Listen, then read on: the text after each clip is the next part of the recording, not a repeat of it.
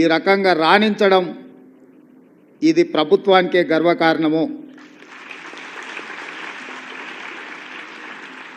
నారాయణ కాలేజీలో ర్యాంకు సాధిస్తే నారాయణ గారు ఫోటో దిగి ఈ విద్యార్థులు నా కాలేజ్ అని చెప్పుకుంటాడు. ప్రభుత్వ పాఠశాలలో మీరు ఈరోజు రాష్ట్ర స్థాయిలో రాణించి ప్రతిభను చాటితే ఈ ప్రభుత్వం నాది, నా ప్రభుత్వంలో చదువుకున్న విద్యార్థులు మీరు రాణించిందంటే మీరందరూ మా విద్యార్థులు. నారాయణ, చైతన్య లాంటి ప్రైవేట్ కార్పొరేట్ పాఠశాలలతో కాలేజీలతో మా విద్యార్థులు కూడా పోటీ పడగలుగుతున్నారు అని అంటే అది మా గౌరవానికి గుర్తింపు. ఇందులో మా ప్రయత్నం పెద్దగా లేకపోయినా మా ప్రభుత్వం పెద్ద ఎత్తున మీ పట్ల దృష్టి సారించకపోయినా మట్టిలో మాణిక్యాలుగా మీరు రాణించి ఈనాడు ఈ ప్రభుత్వానికి గౌరవం తెచ్చిపెట్టినందుకు విద్యార్థులందరినీ కూడా మనస్ఫూర్తిగా నేను అభినందిస్తున్నా. ఈరోజు ఈ దేశంలో ఐఏఎస్లైనా, ఐపీఎస్లైనా, ఐఎఫ్ఎస్లైనా వివిధ ఉన్నతాధికారులు మా ప్రభుత్వంలో పనిచేస్తున్న వాళ్ళు నన్ను కలవడానికి వచ్చినప్పుడు వాళ్ళతో మాట్లాడుతున్న సందర్భంలో నేను వాళ్ళని అడుగుతుంటాను, మీ స్కూల్ ఎడ్యుకేషన్ ఎక్కడా, మీ కాలేజ్ ఎడ్యుకేషన్ ఎక్కడా.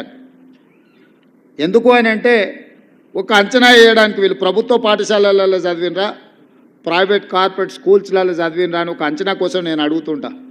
90% ఐఏఎస్, ఐపీఎస్లు ప్రభుత్వ పాఠశాలలలో చదువుకున్న వాళ్ళే ఎన్నికవుతున్నారు. అదేవిధంగా రాజకీయ నాయకులు ముఖ్యమైన హోదాలలో రాణించిన వాళ్ళు ఈ దేశం మొత్తం మీద చూడండి. నిన్న ప్రమాణ స్వీకారం చేసిన నరేంద్ర మోడీ గారు కావచ్చు, 12 తారీఖు నాడు ప్రమాణ స్వీకారం చేయబోయే నారా చంద్రబాబు నాయుడు గారు కావచ్చు, డిసెంబర్ 7, 2023 నాడు ప్రమాణ స్వీకారం చేసిన మీ రేవంత్ అన్న కావచ్చు, మేమందరం ప్రభుత్వ పాఠశాలల్లో చదువుకొనే ఈ స్థాయికి వచ్చినాం. మేము ఈ స్థాయికి రావడానికి కారణం మా తల్లిదండ్రుల కంటే కూడా ఆ పాఠశాలల్లో చదువులు చెప్పిన గురువులదే. నేను ఎందుకు ఈ అంశాన్ని గుర్తు చేస్తున్నా అంటే మా ప్రభుత్వం బాధ్యత తీసుకున్న వెంబడే బుర్రా వెంకటేశం గారిని ఎడ్యుకేషన్ సెక్రటరీగా నియమించి చాలా సంవత్సరాల నుంచి ప్రభుత్వ పాఠశాలలు నిర్వీర్యమైపోయినాయి, వీటి పట్ల శ్రద్ధ తగ్గింది, టీచర్లు లేరని విద్యార్థులు రావడం లేదు, విద్యార్థులు లేరని పాఠశాలలు మూసేస్తుంది ప్రభుత్వం. ఇది కోడి ముందా గుడ్డి ముందా అని అంటే ఏది చెప్పలేదు. ప్రభుత్వం టీచర్లను పెట్టకపోతే విద్యార్థులు ఎట్లాగూ రారు. విద్యార్థులు రావడం లేదనే నెపంతో సింగిల్ టీచర్ పాఠశాలలన్నిటిని కూడా మూసేసే పరిస్థితి వచ్చింది. ఇదే కాకుండా కొన్ని స్కూళ్ళల్లో 8-9 మంది విద్యార్థులు ఉంటే 10-12 మంది టీచర్లు ఉంటున్నారు. అంటే వివిధ సబ్జెక్ట్స్ చెప్పడానికి ఆ టీచర్ల అవసరం, వివిధ తరగతుల కోసం ఇది ఒక సమస్యగా మారింది. వీటన్నిటిని దృష్టిలో పెట్టుకొని తక్షణమే మెగా డిఎస్సి నోటిఫికేషన్ ఇవ్వాలి. సింగిల్ టీచర్ స్కూళ్ళను కూడా ముయ్యడానికి వీల్లేదు. తండాలలో, గూడాలలో, మారుమూల ప్రాంతాలలో ప్రభుత్వ పాఠశాలలను నిర్వహించడం ద్వారా పేదలకు, దళితులకు, గిరిజనులకు విద్యను అందుబాటులోకి తీసుకురావాలి. వాళ్ళ తల్లిదండ్రులకు, వాళ్ళ కుటుంబాలకు ఆర్థిక భారం ఉండకూడదు. వాళ్ళ ప్రాంతాలను వదిలి ఇతర ప్రాంతానికి వెళ్ళి పిల్లల్ని చదివించాలి అని అంటే తల్లినో తండ్రినో రోజంతా కూలికి వెళ్ళకుండా వ్యవసాయం పనులు మానుకొని వాళ్ళు వెళ్ళాల్సిన పరిస్థితి. ఇది ఒక పెద్ద సామాజిక సమస్య. ఆర్థికంగా చూస్తే ఒక టీచర్కి 50,000, 60,000, 70,000 జీతం ఇవ్వడం, ఆ పాఠశాల నిర్వహణకు అత్యధికంగా ఖర్చు అవ్వడం, ఆ పాఠశాలలో 6-7 మంది విద్యార్థులు ఉంటే ఇప్పుడే మా అధికారి చెప్తున్నారు ఒక విద్యార్థి మీద 80,000 రూపాయలు మనం ఖర్చు పెడుతున్నామని యావరేజ్గా. ఈ 80,000 రూపాయలు ఎక్కడ ఖర్చు అవుతుంది? నాకు తెలిసినంతవరకు నేను పూర్తిగా సమీక్షించలేదు, కానీ మ్యాక్సిమం ఈ ఇన్వెస్ట్మెంట్ అంతా శాలరీస్ మీదనే పోతుంది, ఇన్ఫ్రాస్ట్రక్చర్ మీదనో మౌలిక వసతులను ఏర్పాటు చేసే దాని మీద ప్రభుత్వం దృష్టి తక్కువ పెట్టడం వల్ల ఇది ఒక గందరగోళమైన పరిస్థితికి దారి తీసింది. అందుకే మా ప్రభుత్వం మెగా డిఎస్సి నోటిఫికేషన్ ద్వారా 11,000 పైచిలకు ఖాళీలుగా ఉన్న టీచర్ల నియామకాలు చేపట్టడం ద్వారా పేదలకు గూడాలలో తండాలలో కూడా విద్యను అందుబాటులోకి తీసుకురావాలన్న సంకల్పంతోనే వచ్చినెంబడే మేము నోటిఫికేషన్ ఇచ్చినాం. అదేవిధంగా ప్రభుత్వ పాఠశాలలు శిథిలావస్థకు చేరుకున్న వాటిని అన్నిటిని కూడా పునర్నిర్మించాలి, మౌలిక వసతులు కల్పించాలి అని దాదాపుగా 2,000 కోట్ల రూపాయల నిధులతోని పనులను ప్రారంభించినాం. ఇదే కాకుండా ప్రభుత్వ పాఠశాలను తీర్చిదిద్దాలన్న ఆలోచనతోటి ప్రొఫెసర్ జయశంకర్ గారి పేరు మీద బడిబాట కార్యక్రమాన్ని ఈ నెల 9 తారీఖు నుంచి 20 తారీఖు వరకు ఈ కార్యక్రమాన్ని తీసుకోవాలి. గ్రామాలలో ఇల్లు తిరగాలి, తల్లిదండ్రులకు వివరించాలి, ఆ పిల్లల్ని ప్రభుత్వ పాఠశాలల్లో చేర్పించండి, ఆ పేదలకు ఆ తల్లిదండ్రులకు చెప్పండి, మీ పిల్లలు చేరకపోతే మీ ఊర్లో పాఠశాల తొందరలో బంద్ కాబోతుంది, మీ ఊర్లో పాఠశాల బంద్ అవుతే భవిష్యత్ తరాల పిల్లలు విద్యకు దూరం అవుతారు. పేదలు ఎప్పుడైతే విద్యకు దూరం అవుతారో ఆర్థికంగా వాళ్ళు చితికిపోతారు. ఇంతకుముందు రవీందర్ గారు చెప్పినట్టుగా విద్య ఒక్కటే మనల్ని అభివృద్ధి పదం వైపు నడిపిస్తుంది అని నేను బలంగా నమ్ముతాను, విశ్వసిస్తాను. అందుకే ప్రొఫెసర్ జయశంకర్ బడిబాట కార్యక్రమాన్ని ఈరోజు ముందుకు తీసుకెళ్ళండి అని చెప్పి మా అధికారులకు ఆదేశించడం జరిగింది.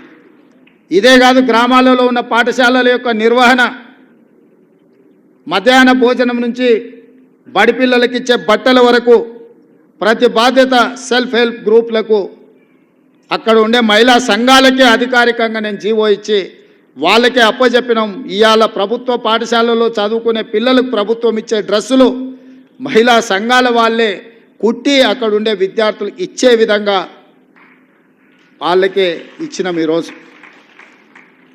అదే కాకుండా అమ్మ ఆదర్శ పాఠశాల అనే పేరు మీద పాఠశాలల యొక్క నిర్వహణ గ్రామాలలో ఉన్న మహిళా సంఘాలకే పూర్తిగా అప్పచెప్పిన నిధులు వాళ్ళ చేతులకే ఇచ్చి వాళ్ళే పాఠశాలలు నిర్వహించే బాధ్యతను ఆ తల్లులకే ఇచ్చినాము.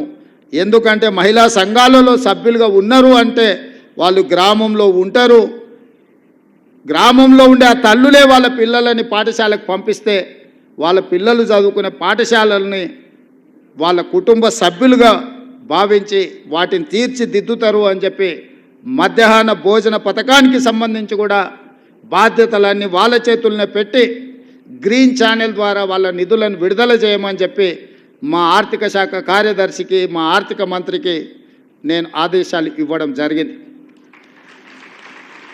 ఇవన్నీ ఎందుకు చెప్తున్నా అంటే గ్రామీణ ప్రాంతం నుంచి వచ్చిన నాకు ప్రభుత్వ పాఠశాల యొక్క విలువ తెలుసు. ఈ ప్రభుత్వ పాఠశాల ద్వారా ఈ తెలంగాణ రాష్ట్రాన్ని పునర్నిర్మించాలన్న ఆలోచన, సంకల్పం మా ప్రభుత్వానికి ఉంది. అందుకే ఈ విధానాలన్నిటిని కూడా మేము సమీక్షించుకొని ముందుకెళ్తున్నాం. ఇంతకుముందే వస్తున్నప్పుడు ఇక్కడే మిత్రుడు వందే మాత్రం ఫౌండేషన్లో క్రియాశీలక పాత్ర పోషిస్తున్న మాధవ్ ఇంకొక మాట చెప్పిండు నాకు, సెమీ రెసిడెన్షియల్ విధానాన్ని మీ ప్రభుత్వం తీసుకుంటే బాగుంటుంది అని. నేను అడిగిన సెమీ రెసిడెన్షియల్ అంటే ఏంది అని, అంటే ఉదయం బ్రేక్ఫాస్ట్, మధ్యాహ్నం లంచ్తో పాటు ఈవినింగ్ కూడా స్నాక్స్ ఇస్తే పిల్లలు పాఠశాలలో తల్లిదండ్రులు వచ్చి వాళ్ళు పని మీద పోయి వాళ్ళకు భోజనం పెట్టాలన్నా టిఫిన్ పెట్టాలన్నా ఇబ్బంది అవుతుంది, కాబట్టి ప్రభుత్వం ఆ బాధ్యతను తీసుకుంటే బాగుంటుంది అని. ఆ సూచనను తప్పకుండా మా ప్రభుత్వం పరిగణలోకి తీసుకుంటుంది, పరిశీలిస్తుంది. ఇదే కాకుండా ఒక స్టడీ రిపోర్ట్ నేను నిన్నమనే చూసిన, ఇంకా దాన్ని లోతుగా విశ్లేషించేది ఉన్నది, కానీ ఇంతమంది విద్యార్థులు వాళ్ళ తల్లిదండ్రులు నీ వేదిక మీద నేను పంచుకోవాలని అనుకుంటున్నా. ఈ మధ్యకాలంలో మన తెలంగాణ రాష్ట్రంలో చాలా వరకు రెసిడెన్షియల్ స్కూల్స్ వచ్చినాయి. రెసిడెన్షియల్ స్కూల్స్ ఒక రకంగా విద్యను పెంచడానికి పనికొచ్చిన ఈ రెసిడెన్షియల్ స్కూల్స్ పిల్లల్ని చిన్న వయసులోనే పాఠశాల ఈ రెసిడెన్షియల్ స్కూల్స్ చేర్చడం ద్వారా తల్లిదండ్రుల మధ్యలో ఉన్న కుటుంబ సంబంధాలు బలహీనపడుతున్నాయని చెప్పి ఒక స్టడీ రిపోర్ట్ వచ్చింది. అమ్మ ఒడినే ప్రథమ పాఠశాల. అమ్మ ఒడిలోనే చాలా నేర్చుకోవడానికి అవకాశం ఉంటుంది. రెసిడెన్షియల్ స్కూల్స్ వల్ల వాళ్ళ పేదరికం వల్ల అమ్మ ఒడిలో ఉండి సొంత గ్రామంలో ప్రభుత్వ పాఠశాలలో చదువుకోవాల్సిన విద్యార్థులు రెసిడెన్షియల్ స్కూల్స్లో జాయిన్ అయ్యి దూరానికి వెళ్ళినప్పుడు కుటుంబ సంబంధాలు కుటుంబ బాంధవ్యాలు బలహీనపడుతున్నాయని ఒక స్టడీ రిపోర్ట్ వచ్చింది. ఇది భవిష్యత్తులో పెద్ద సామాజిక సమస్యగా మారడానికి కూడా అవకాశం ఉంది. కాబట్టి ఇక్కడ ప్రభుత్వం ఖచ్చితంగా రెసిడెన్షియల్ స్కూల్స్ని ఒక ప్రక్కన ప్రోత్సహిస్తూనే గ్రామాలలో ఉండే పాఠశాలల పట్ల నిర్లక్ష్యం వహించొద్దు. కొంతకాలం తర్వాత ఇది సామాజిక రుగ్మతగా సామాజిక సమస్యగా పరిణమిస్తుంది. కాబట్టి ఖచ్చితంగా గ్రామాలలో ఉండి తల్లిదండ్రుల దగ్గర పెరుగుతూ ప్రభుత్వ పాఠశాలలో చదువుకోవడానికి అవసరమైన వెసులుబాటు వసతులను కల్పించాల్సిన బాధ్యత ఏ ప్రభుత్వం వచ్చినా వాళ్ళ మీద ఉంటుంది. మా ప్రభుత్వం తప్పకుండా బాధ్యత నెరవేరుస్తుంది అని చెప్పి మీ ముందు నేను చెప్పదలుచుకున్నాను. ఎక్కడైనా మనం పెట్టే నిధులు ఖర్చు కావచ్చేమో కానీ విద్య మీద పెట్టే నిధులు పెట్టుబడి. ఇవాళ విద్య మీద ప్రభుత్వ పాఠశాలలో చదువుకున్న ఐఐటీలు చదువుకున్న వాళ్ళు ఐటీ నిపుణులు దేశ విదేశాలలో రాణించి వాళ్ళు లక్షల కోట్ల రూపాయలు సంపాదించి ఆ సంపదను మళ్ళీ మన ప్రాంతాలకు మన గ్రామాలకు పంపుతున్నారు అని అంటే మనం పెట్టిన పెట్టుబడి లాభాలతో తిరిగి వస్తుంది. విద్య మీద పెట్టే పెట్టుబడి. దీన్ని నేను సంపూర్ణంగా నమ్ముతాను.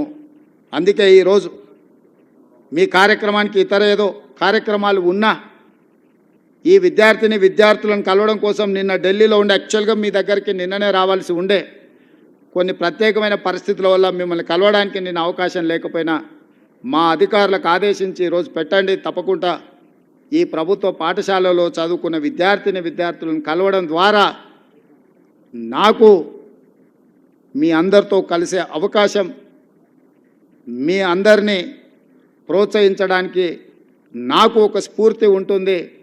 అదేవిధంగా మా ప్రభుత్వం చేపడుతున్న చర్యల్ని కూడా మీ ద్వారా ప్రజలకు వివరించాలన్న ఆలోచన నాకు ఉండే. తప్పకుండా భవిష్యత్తులో ఈరోజు సిలబస్ ఎప్పుడో తయారు చేసుకుంటే కొన్ని సంవత్సరాల కొద్దీ అదే సిలబస్ ఉండడం వల్ల ప్రస్తుత మారిన కాలమాన పరిస్థితుల్లో ఆ సిలబస్ అనేది కూడా కొంత ఇర్రిలవెంట్ అవుతుంది. అందుకే మా ప్రభుత్వం స్పష్టమైన నిర్ణయం తీసుకున్నది, విద్యా కమిషన్ అపాయింట్ చేయాలని.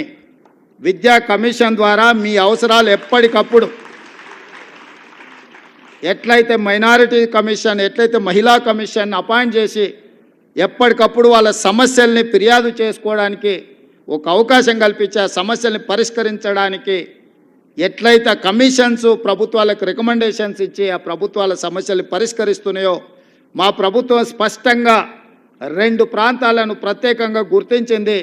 1 విద్య, 2 వ్యవసాయం. తొందరలోనే విద్యా కమిషన్ అపాయింట్ చేయడం ద్వారా నిరంతరం మీ సమస్యల్ని పర్యవేక్షిస్తూ మీ సమస్యల పరిష్కారం కోసం పాటుపడడానికి ఒక నిరంతరం పనిచేసే వ్యవస్థను ఏర్పాటు చేయాలని మా ప్రభుత్వం నిర్ణయం తీసుకున్నది. అదేవిధంగా వ్యవసాయ కమిషన్ను కూడా మేము ఏర్పాటు చేయబోతున్నాం.